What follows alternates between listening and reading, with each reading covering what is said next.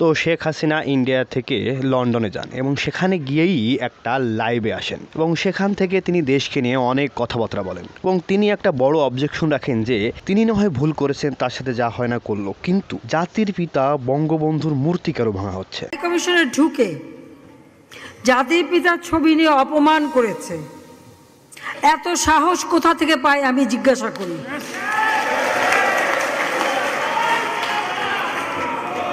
আমি জানি না আমাদের হাই কমিশনার এখন কারা বসেছিল এবং তারা সেখানে কিছুই করতে পারলো না কেন, সেটাও বড় প্রশ্ন।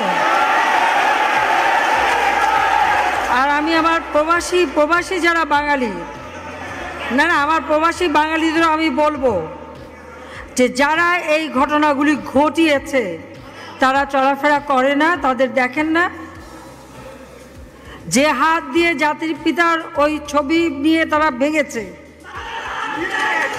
তাদের যা উপযুক্ত করা উচিত সেটা করতে হবে।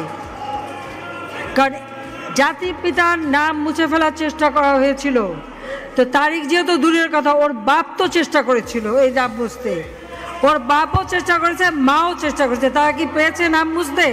পারে নাই। ইতিহাস কখনো কেউ চাপা দিতে পারে না। আর জাতির পিতা তার 7 মার্চে ভাষণে বলে গেছে যে বাঙালিকে কেউ দাবায় রাখতে পারবে না, পারে নাই দাবায় রাখতে।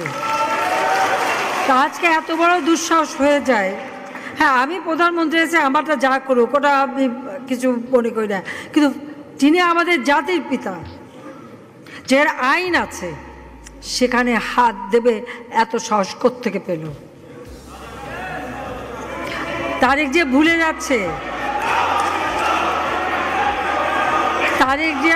যাচ্ছে যে তার মা দুর্নীতি করে জেলে গেছে।